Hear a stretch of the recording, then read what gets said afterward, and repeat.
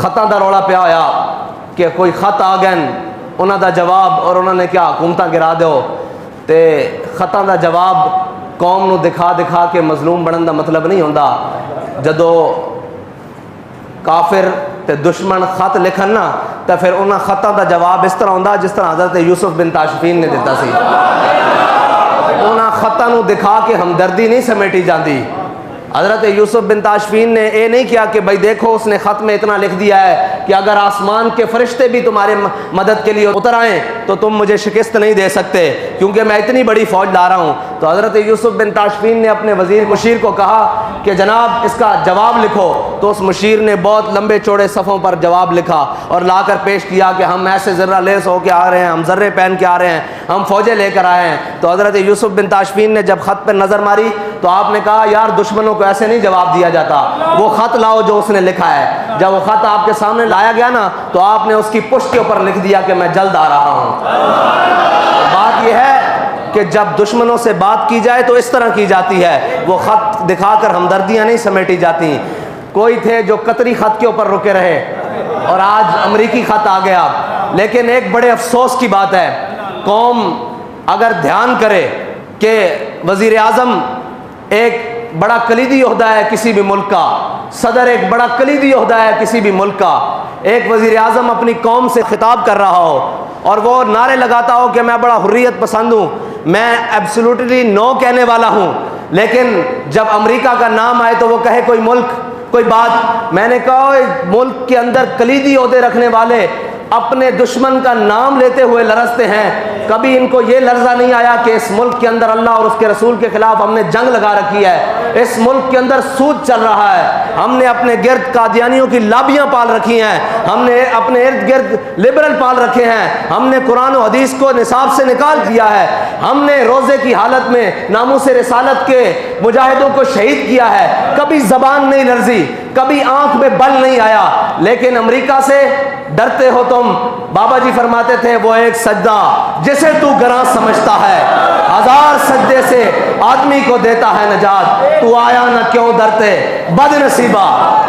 और भाई तुझे ये कहने की जरूरत ही ना पड़ती, सारी कौम समझ लेती कि ये कौन था। अमेरिका की क्या जरूरत है। बाबा जी कहते थे इन ब्रैनर चूचों की क्या जरूरत है कि मोहम्मद अरबी के गुलामों के सामने। लेकिन बात यह है तुझे तो हुजूर की मोहब्बत की चाशनी मिली नहीं ना। अगर मिली होती तो अमरीकियों का नाम लेते हुए ज़बानें ना लरजती। मैं ये सोच रहा हूं कि नाम लेते हुए ज़बानें लरज रही हैं, तो अगर कहीं मैदान लग रहा तो इनकी तो टांगें कांपेगी। अगर उनको कोई बात कर सकता है तो वो कोई मौला कायनात का गुलाम कर सकता है। जब दुश्मन आए ऐसे चौड़ा होकर, तो आपने फरमाया अनल्लज़ी सम्मतनी उम्मी हैदरा, फरमाया मेरी माँ ने भी मेरा नाम हैदर रखा, झाड़ियां दा शेर। और तू अगर नामूसे रिसालत दे मुजाहिदां दे उत्ते गोलियां ना चलाइयां होंदियां और तू वो वक्त ना गवाया होंदा जड़ा रब ने तेनू बड़ा बेहतरीन वक्त दिता सी, और यही गल्लां उस वक्त खड़े होके कर दी होंदियां कि ओए असी सारा कुछ बर्दाश्त कर लवांगे, असी अमरीका ते फ्रांस नू भी देख लवांगे, लेकिन अपने हबीब दी इज्जत ते सौदा नहीं कर सकते। ते अज ये लंबियां तकरीरां ते रो के दिखाण दी कौम नू जरूरत ना पैंदी। कौम तेरे पीछे, लोग कहते जी आप इसके साथ चले, मैंने कहा साथ चलना पीछे की बात है। अगर ये नामूस रिसालत के ऊपर खड़ा हो जाता, हम इसकी जूतियां अपनी पगड़ी में बांधने के लिए तैयार थे। लेकिन अगर कोई हमें कहे कि इक़्तिदार की खातिर इसको साथ रखो, तो मर ही जाऊं जो इस दर से जाऊं 2 कदम, क्या बचे बीमार गम कुर्बे मसीहा छोड़कर। ऐसा एक इक़्तिदार नहीं, सारी दुनिया का इक़्तिदार भी हो, हम अपने पांव की ठोकर पे भी नहीं रखते।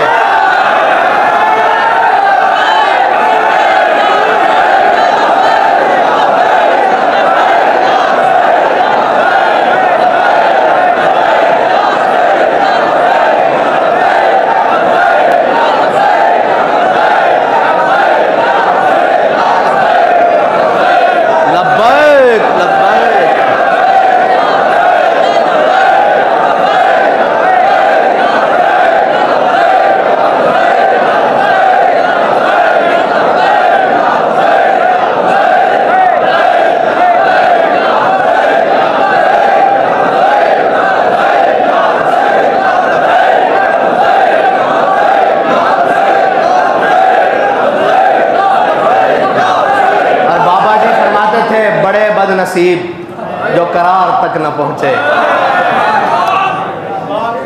वो करार यही था कि तुम सारी यूरोपीय यूनियन को समेट के एक साइड पे रखते, अमेरिका को समेट कर एक साइड पे रखते और वीटो पावर वाले सारे ममालिक को लपेट कर एक साइड पे रखते। वो कहते कि बस जी, हम सारी बातों पर कंप्रोमाइज़ कर सकते हैं अपने आका और मौला की नामूस के लिए। अगर तुम बात कर देते, बाखुदा ये दिन तुम्हें नहीं देखने पड़ते।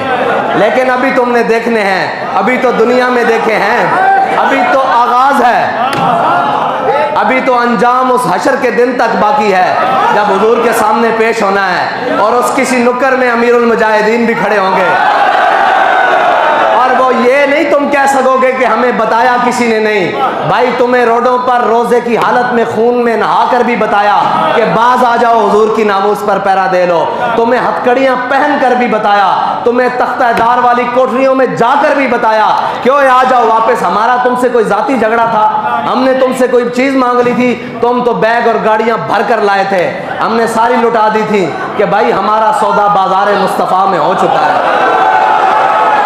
ये हमने तारीख जो है ना, ये सौदागरों के लिए नहीं बनाई, ना बाबा जी ने इसके अंदर मेहनतें सौदागरों के लिए की हैं। ये तारीख का मकसद सिर्फ एक था कि वरफ़ाना लका ज़िक्र का चर्चा होता रहे।